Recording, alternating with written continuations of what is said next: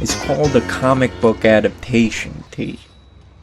These writers, they take the stupid-ass comic book characters made for kids and make them have sex and whack people and shit like that. Really? That way, adults can watch it on HBO without feeling embarrassed or something. I don't know, I don't really get it, but there could be some money in it if we play it right.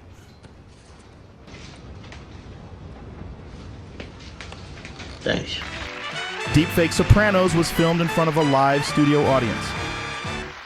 So now that we have that out of the way, I'm just going to lay out a couple things about each one of these shows and just see if you start noticing any marked similarities between the two. The Penguin tells the story of Oz Cobb, an impulsive, aggressive, yet often sensitive and intuitive mid-level mob boss. He's someone with a precarious amount of control over his little slice of Gotham's organized crime holdings, and he's willing to take big risks to get his hands on the whole pie. But behind the hardened wise guy veneer Oz is carefully constructed throughout his years in organized crime, we see a man who is deeply insecure, starved for love and acceptance, and grappling with a complex relationship with his mentally ill mother. If all of that sounded eerily familiar to you, you've probably seen The Sopranos. In the first episode of The Sopranos, we're introduced to Tony Soprano, an impulsive, aggressive, yet often sensitive and intuitive mid-level mob boss. Tony is one of several mafia captains vying for control of the family after the death of their acting mob boss leaves a power vacuum. But behind his hardened wise guy veneer, we see a man who is deeply insecure, plagued with depression and panic attacks, and grappling with a complex relationship with his mentally ill mother. With all of that said, it's pretty undeniable to me that the creators of The Penguin used Tony Soprano as a character template when fleshing out Oz Cobb. And don't get me wrong, I'm not knocking them for making that decision. The Sopranos prove that you can make audiences fall in love with a murderous, egomaniacal sociopath as long as you take care to show them his soft side. Where The Sopranos chose to reveal Tony's sensitive qualities in Dr. Melfi's psychiatric sessions, The Penguin shows us Oz's in his interactions with his mom and his young protege, Vic. In the first episode of The Penguin, Oz spares Vic's life, despite the fact that it would make his high-profile murder cover-up much easier if he were to snuff him out. But we can infer that Oz sees a bit of himself in Vic. They both grew up in the same economically depressed neighborhood and both have a noticeable disability that bullies could latch onto. So instead of killing Vic, he takes the high road and gives him a full-time job as assistant to the regional Penguin. This is the kind of character choice that makes us as viewers gloss over the fact that Oz just killed a guy for laughing at him just a few scenes prior. Sure, Oz is a monster, but he's sympathetic because the writers have shown us, almost immediately, that there's much more to this penguin than cold-blooded murder and peddling Visine laced with fentanyl or whatever. And none of this is new or groundbreaking, it's television anti-hero writing 101. Tony Soprano suffocates a rat with a handful of wire, but he's also a loving dad helping his daughter decide where to go to college. Walter White bombs a nursing home, but he also makes sure the local Albuquerque wildlife have access to a steady supply of roof pizza. I could go on. So it's abundantly clear that it's advantageous for the writers to ape some of Tony Soprano's more tender qualities in order to help build audience sympathy for their main protagonist. But that's not the only thing that this sort of emulation affords them. Perhaps more importantly, it also lends the story some of that highly coveted prestige TV street cred. Comic book adaptations, especially quote-unquote grounded and gritty ones like The Penguin, are always one misguided writing decision away from being relegated to child's play in the eyes of their audiences. Because, whether unfairly or not, a large percentage of the public considers comic books to be childish, unserious, and pulpy, which means creators of these types of projects need to constantly reassure their adult viewers that they're most definitely, beyond the shadow of a doubt, watching something made for big kids. So when a production team sets out to make a grounded iteration of a comic book character who looks like this, they're going to need all the help they can get when trying to convince audiences that he's someone they can actually take seriously. And there's not a single character from any television show in the past 25 years that audiences and critics took more seriously than Tony Soprano. So why not start there?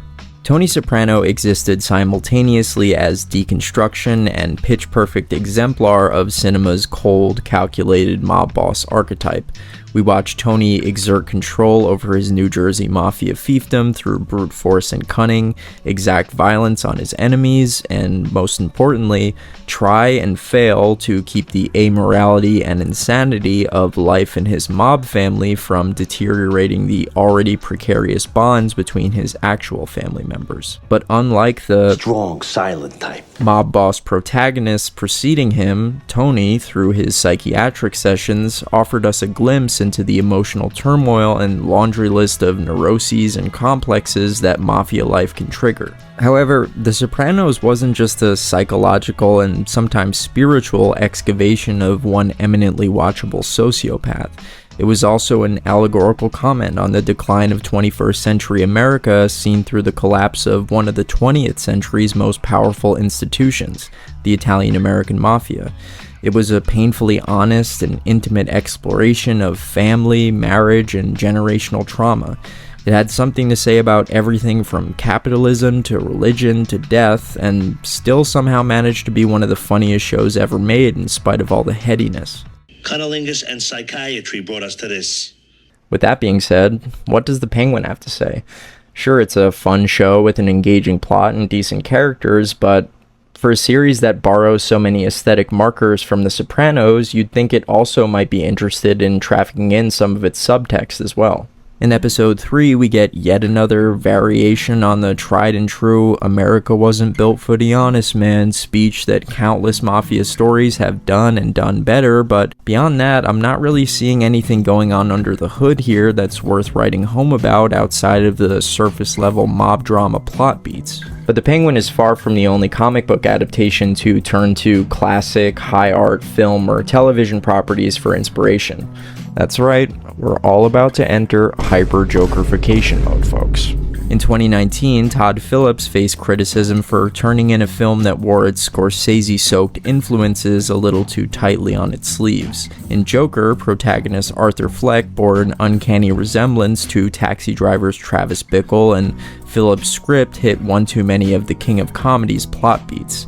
But Phillips was never cagey about how much Scorsese informed his work on Joker. In fact, Scorsese was even associated with Joker for a few years in a markedly distant producerial role. However, it seems his all-consuming hatred of all things superhero got the better of him as he cut ties with the project eventually. With his hotly anticipated return to the Jokerverse in 2024, perhaps Phillips sought to prove to the world he could make an art house film entirely of his own design.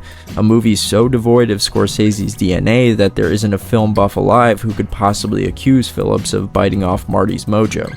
But if Joker Folie à Dous's atrocious critical and commercial performance is any indication, it seems pretty clear to me the world would much rather see a comic book adaptation that imitates high art, rather than one that tries and fails to produce it on its own steam. I think the real problem here is that most of the people adapting comic books don't really seem to have any interest in actually adapting comic books. And even the studios that do seem to have at least a stated interest in transposing the feel of comic books to the big screen, like Marvel for example, aren't able to do that without constantly reminding the audience that the source material is silly by turning its franchise into an unrelenting self-referential quipfest. And for DC and the Penguin, I mean, sure, they'll take the character names, some of the backstories, and some of the major comic arcs as inspiration, but the spirit of what makes comic books a unique storytelling medium is almost always omitted in favor of pale imitation of more serious works like The Sopranos or Taxi Driver.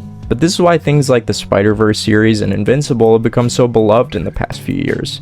Because instead of shying away from their pulpy comic book roots and building up this thin artifice of haughty prestige, they embrace them and they expand upon them.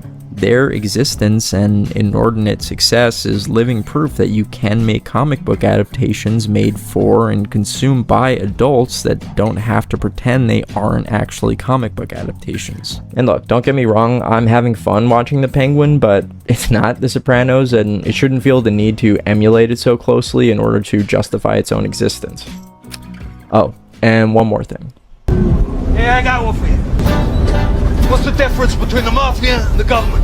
One of them is organized. Did this fucking Medigan just admit to the existence of this thing of ours in mixed company? Jesus fucking Christ. 5 fucking families and we got this other fucking pygmy thing going on in Gotham. You know, historically, the Falcons have never been nothing more than a glorified crew. That's right, T. That's right. You shut the fuck up, Chrissy. What? I'm just saying you're right, that's all.